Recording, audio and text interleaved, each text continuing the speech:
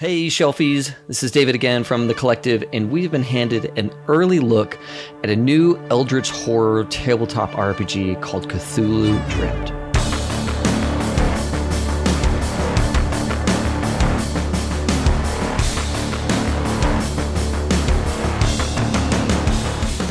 Cthulhu Dreamt is calling itself a progressive, multimedia, sci-fi, death metal tabletop RPG. What does all that mean? Right? There's a lot of words there. Progressive means that this game follows a progressive story. As the GM and player, you're going to make characters and advance them through a central plot, making important discoveries and decisions along the way. The system, the setting, the plot, they're all really infused with one another. They all support one another. This is kind of like what we see with some other games like Aegon or Brindlewood Bay have similar sorts of approaches where system and story and setting, they're all so tightly infused, and this is along those same lines. The other piece to think here is, even though there's a central plot, you do have the option of certain vignettes. They're going to come with this game that can be a really good one shot.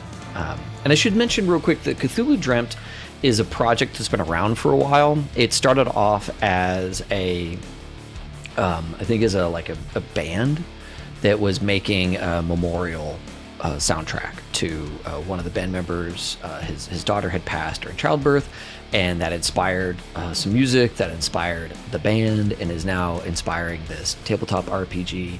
So this is a really cool project that has all kind of come together as a collaborative effort amongst many people. So there's a lot of passion behind this. There's a lot of just really cool stuff in here about this tabletop RPG and the system involved, and we're going to get more into it. The next step that I wanted to talk about, which is the multimedia aspect of this. This is not just a book with a story inside of it with some little vignettes for one shots.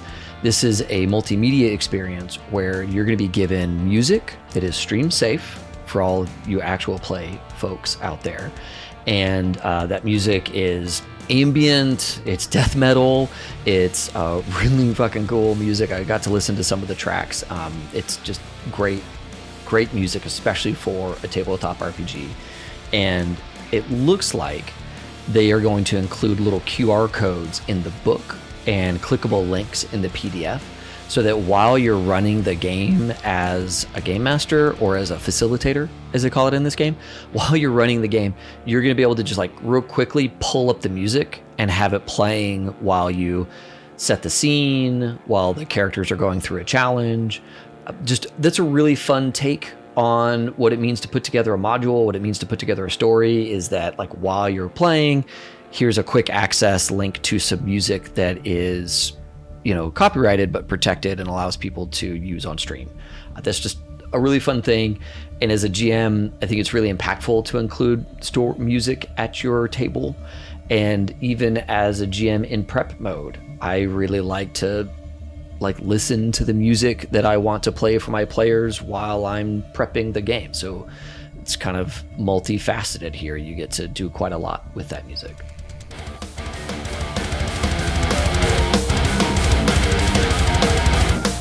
One thing to mention is, just like some other story systems that we've seen in the last few years, this game doesn't really rely on the GM or facilitator rolling a lot of dice.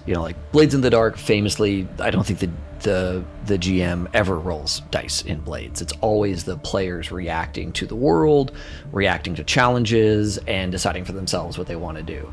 And much the same way here, the players are going to roll the majority of the dice. So as the facilitator, your job isn't really to roll a lot of dice and crunch a lot of numbers.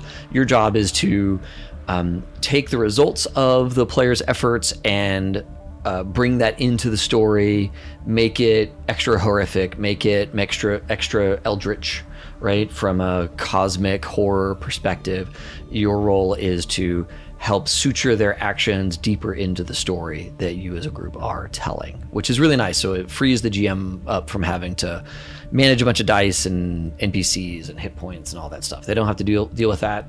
That's on the players. Now, players The system is a little unique. Okay, this might not be something that you're super used to, but it's a pretty cool little system from what I've seen in the Kickstarter material. The first thing is this system really puts a lot of effort into building tension and forces you to think about whether or not you want to attempt to do something, because every attempt might cost you something in that effort, and that would mean that you'll have fewer resources for later on.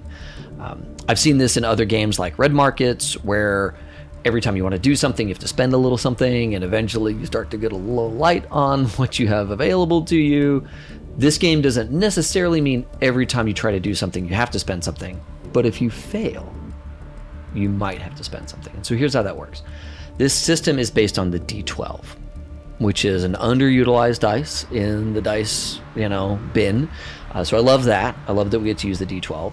You're gonna roll a single D12, and 1s are crit fails, 12s are crit successes. So that's kind of fun. You're gonna get more crits in this game just because it's a 12 instead of a 20. And you are going to roll that die and kind of figure out the results from there. But even before you get to roll the die, you have to kind of talk to the GM about what you're going to be doing. So it's not just I want to roll search and you tell me what I find, or I want to use my intimidate skill to get this done. No. What you're going to do is go a little bit beyond the simple, like what skill I want to use, or in this game we call them attributes, what attribute I want to use. Instead, you say, I want to do something with an intended result, right? I'm looking for an intended outcome. Like I'm going to pick this lock to get into the door, or I'm going to search the room for documents relating to the Kansas problem, right? You need to give some details to the GM. And once you provide a little bit more than just what skill or attribute you want to use, instead you're saying, here's what my character's going to do, and here's what they're trying to achieve. Once you have that kind of stuff, now you're ready to roll. The GM will tell you what the target number is, and you roll that D12. If you roll high enough, then great, you've got a complete success. Good job. You're moving forward in the game with, whatever those positive results were going to be. But if you don't get a complete success, you can spend your attribute points to buy into a partial success with mixed results, or a complete success if you want to go all the way up to a complete success. So this is really kind of special because you only have so many attribute points on your character. You have a couple of different stats or attributes you can spend. So maybe it's going to be cunning or intelligence or something like that. You're going to spend some of your attribute points to get your roll from a failure to a partial success or to a complete success. And that matters because you don't have infinite attributes. You spend early, you won't have them for later. So you have to think really carefully about whether or not now's the time to be spending attributes, or if you're just going to take the L on the roll. The thing about spending those attributes, if you spend a lot of attributes, like more than 3, you can do what's called overextend yourself. Now, overextension means that the character is exerting extra effort in order to accomplish this task. This is like a stress mechanic, like what we see with Mutant Year Zero and the whole free league set of systems, where you don't have to fail a roll. You as a player can spend some points to not fail a roll, but you are going to take on some stress in doing so. And so stress in this game is going to be mental stress, physical stress, and there's only so much you can take before you're going to be in the realm of taking on wounds. And so extending yourself to succeed is maybe critically important in a moment, but that could exhaust your character so that later on they might take on wounds when greater challenges approach them. So spend wisely, and just remember, an expensive success can lead to bigger problems later. So this is like a fun tension mechanic in the game that I really like, this kind of risk reward, will they, won't they kind of approach. Whereas the player, you have a lot of agency about whether or not you're going to succeed, but in choosing to take on that agency, you are potentially putting your character at greater risk. And I think that's a lot of fun. It's fast to play, right? You don't have to do a bunch of extra math. You just kind of roll and decide if you're going to buy success or stick with the roll you got, or walk, walk with the success already in hand. All that good stuff is lots of fun, I think, as a player, really fast at the table. And that's honestly what I need out of games these days, is fast mechanics that give the players a lot of agency. So I really appreciate it for that. Again, it's a little different than what you may be used to with games like D&D or like Call of Cthulhu, but it's definitely in line with some of the story mechanics that we're seeing from places like Free League and Agon and some of these other types of games that are a little bit more story focused. And one thing to mention is that Cthulhu Dreamt does take some time to dial up the impact of long travel. Okay, so this game involves journey making and travel away from civilized society. So they put a lot of effort into a system called the journey modifier. I kind of like this mechanic. I think it's kind of fun to make the journey itself like an added layer of difficulty on anything you're trying to do based on the harsh environments that the characters are in. This sort of mechanic is pretty simple, I think, to implement, and it's something that I would probably steal and use in other games where the journey becomes part of the story. Definitely seems like that's pretty central to Cthulhu Dreamt and the story that they're going to be telling. So I really like the what I've seen of the journey modifier mechanics. I think that's something to look forward to and check out. And when we get to see more of the core plot and these one shots that they're making, we can kind of see how that journey modifier can really become a key consideration in determining like what all do we even think is possible to attempt in the middle of a blizzard or in the middle of a heat wave, right? That sort of thing is not something that a lot of other systems really take into account. And I just love that environmental impacts are going to have a pretty big impact in what you are going to be able to do in this game. Now, I think that pretty well covers all of the journey mechanics, the system mechanics I wanted to talk about here. The core kind of story and plot of Cthulhu Dreamt is pretty interesting. So Cthulhu Dreamt, like I mentioned, is a band. There's also a musical, I believe, written by Reed Reimer, and that musical follows a scientist named Alia Mudamir, which is, I think, is Heaven Destroyer in Arabic. So maybe anyways, the story goes that Alia Mudamir was a scientist, and she lost her daughter at childbirth, and went about a kind of, I'm going to say, out there effort to try and recover her daughter, and effectively shattered the world.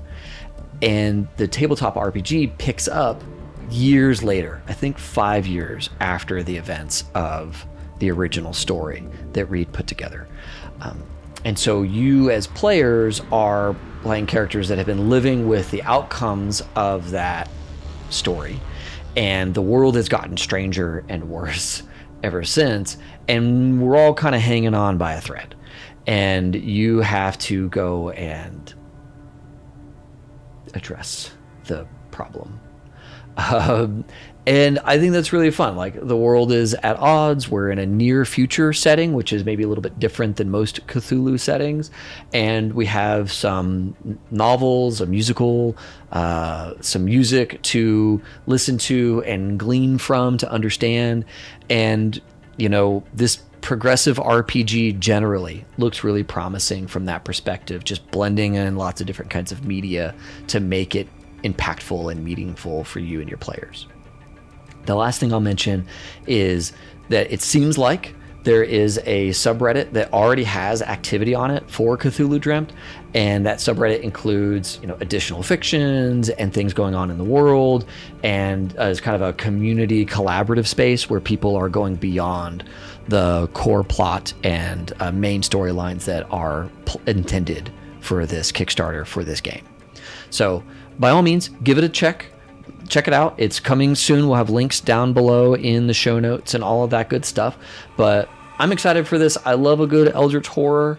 I love a game that has, risk reward mechanics for the players, but otherwise gets out of the way so that story can prevail. I think that's a lot of fun. And so, yeah, give it a look and let us know what you think in the comments. Thanks a ton for watching, Shelfies. And as always, have fun and play well.